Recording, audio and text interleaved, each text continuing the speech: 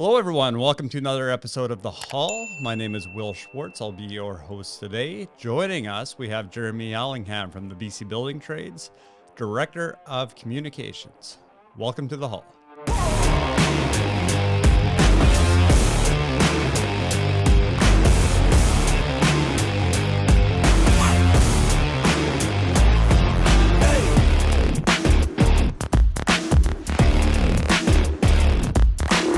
All right, Jeremy, thanks for coming on, bud. Hey, thanks for having me. Appreciate it. I really appreciate it. We've been talking about doing this for fucking years. Not years, but months at least. Yeah, so here we are. Look at us.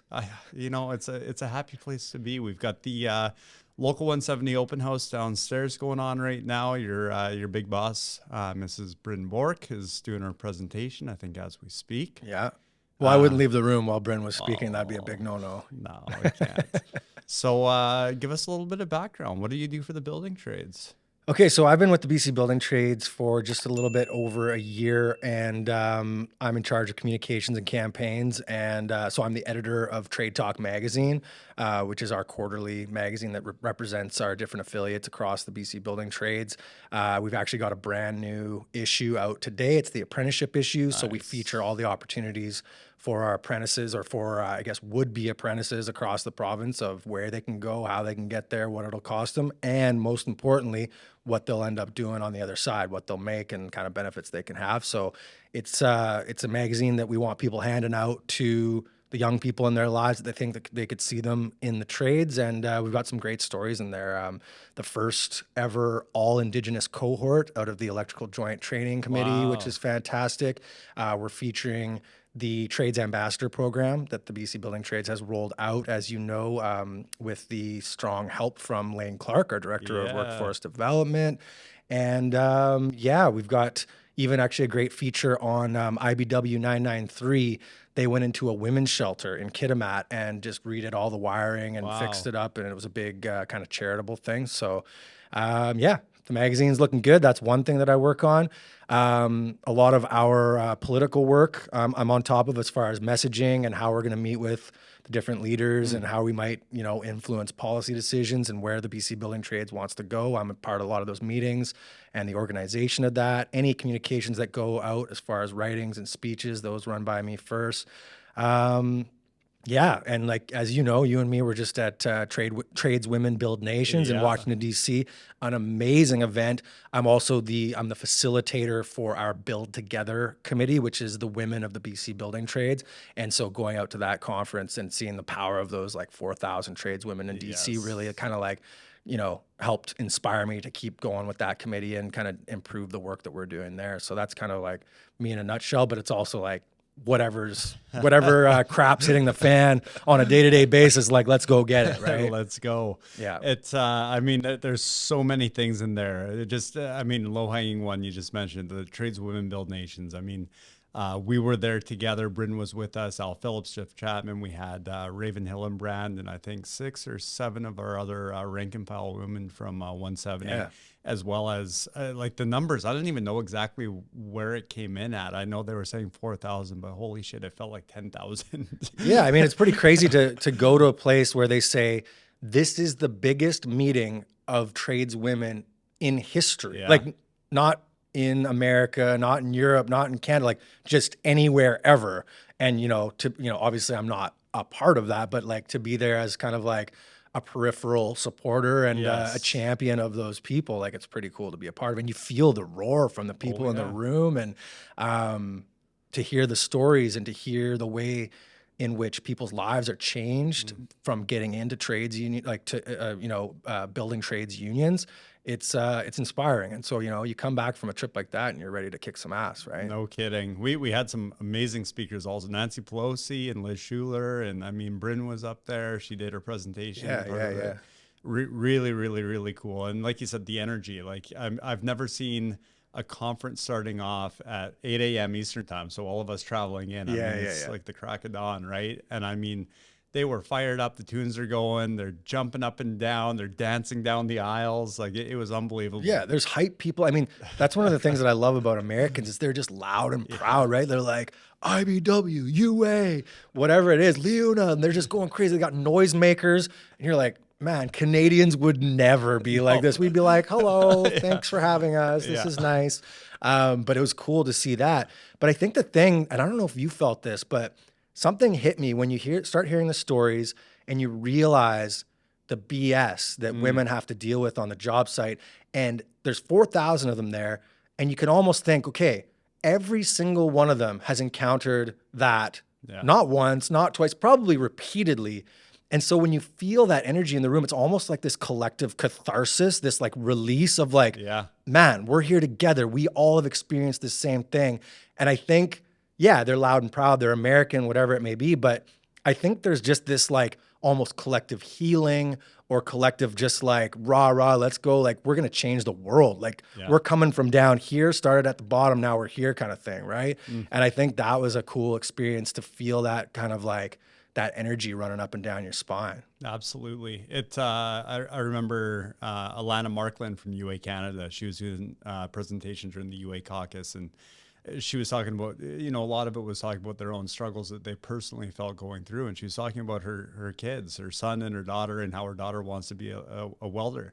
And, it's not even necessarily for them anymore. They're thinking about those next generations, their kids or their grandkids that are coming up, and, the success that they've had, but they want to keep building off that, continue making things better. And they're on a roll right now, and hopefully they can keep that energy going until the next year, right? Absolutely. And I think you can see that with the kind of age range of the delegates too. Like you see those gals who have been there, they're 60 plus years old, and they're like, they've been fighting that fight for a long time. And then there's like the bright-eyed and bushy-tailed crew who's like, all right, we're in it to win it. Like, let's go. How do we get there? And that kind of combination of experience is what's going to make that movement successful for sure. Absolutely. So besides Trades Women Build Nations, we've had a lot of big wins within the building trades lately.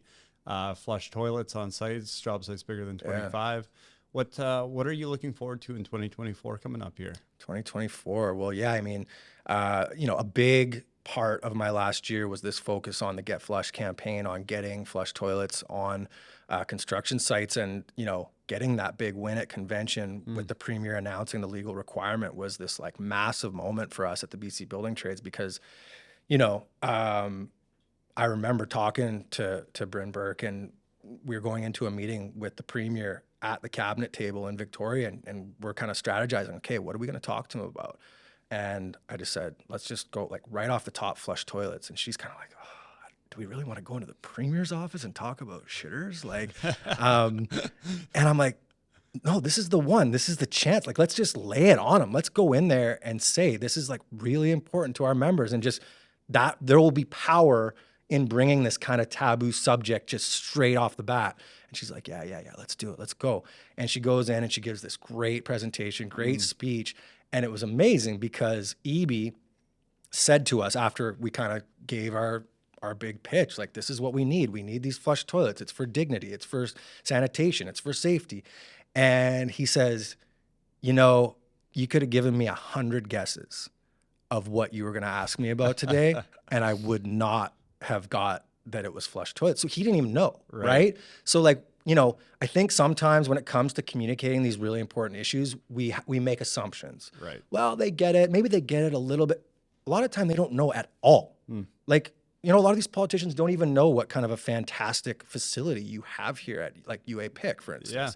And they don't know how amazing the BC Building Trades facilities are. So we really do have to start from that foundational level of understanding. And anyways, so for 2024, I think we're still like it's pedal to the metal on flush toilets. Like, just because the premier said it doesn't mean it's the best regulation or it's the best legal requirement with the best language, with the best guarantees. We got to make sure, we really got to push them. WorkSafe BC has some paperwork out as far as like they're collecting feedback on what they want. And, the draft still has pretty big loopholes in it. We got to close those loopholes. We got to work with them. And I think it's really about an unrelenting pursuit of making sure that that's the best it can be. Because as Bryn says, this is our one chance. And once we get it, we're never going back. So let's get it to the nth degree that we possibly can so that we're not moving back from that point. Because it would be a real shame if we get this legal requirement, it's only halfway there, and then we're like, well, we asked you for this thing, and now it's not that great, and now we got to push it even further. Right? So to me, that's kind of like the big priority in the first kind of first quarter and a half of 2024. And then, of course, just keeping all the other plates spinning as well. All of those other plates. I mean, it's so easy to summarize, but there's so many details that go with that. I mean, I know the other thing we were out for the BC Building Trades Convention in Victoria a couple months ago, and we were part of that group that did the lobbying session with Minister Ravi Kala. That's right. And in that meeting, we were talking about the funding for skilled trades. And Yes. I know, one of those plates that's spinning is going to be continually having that conversation about the adequate funding for skilled trades BC, as well as the apprenticeship programs that go with it. Yeah, and we have a huge opportunity in the building trades right now. Like we talked about foundational knowledge and understanding, we are at a point where every single politician, whether it's the people in power, the people in opposition, they understand there's a labor shortage. They understand that if we want to build the infrastructure that we need or the housing that we need for this province to grow in the way that we want it to, we need these workers. We need highly skilled tradespeople coming out of these training institutions, and they got to buck up. Yeah. They got to pay for it, right? So I think that we are at a precipice of being able to really make a strong case to say, hey, you want these workers, you want them to be the best, you want them to build these projects for this province. We're ready. Yeah. We just need some help here. We need some financial support. So, I think you make a great point. And I don't know, when you go into those rooms, like I think they get it. It's the point of pushing it over the edge and getting that sign on the dotted line, right? Let's get this going. So trades training is huge. And then another one that I feel like is kind of like ripe for huge progress is properly fitting personal protective equipment for women. Just got word that we've got like the chance to meet with like all the labor ministers from across Canada who are coming to Vancouver in the spring. So build together, we'll have representatives there. We'll be kind of, again, making the case like you can't just shrink PPE and say it's for a woman. It's got to actually fit the proportions of their body, which are different. Yeah. Seems to make sense, but for some reason the uptake's really slow, right? And so, we can't have folks like that at work with ill-fitting PPE, right? Yeah. So that's another big one I think that I'll be working on this year as well. I know it's going to be a busy year. I mean, we're already planning. We were talking earlier. I mean, from here till 2024. I mean, the calendar's booked up. Everyone's getting the meetings in, trying to get everything polished up for hopefully a little bit of a breather over Christmas with the family. But I know come January 2nd, 3rd, 4th, whatever it is after that New Year's Day, it's going to be off to the races and here we go, right? So, no rest for the wicked, buddy. Never. We don't want it anyway, no, right? Let's go. Yeah. Excellent. Well, Jeremy, thank you very much for coming on today. I know we got lots more to talk about in the future. But for now, we'll leave it at that. And thanks again for coming on. Hey, appreciate you anytime. Cheers.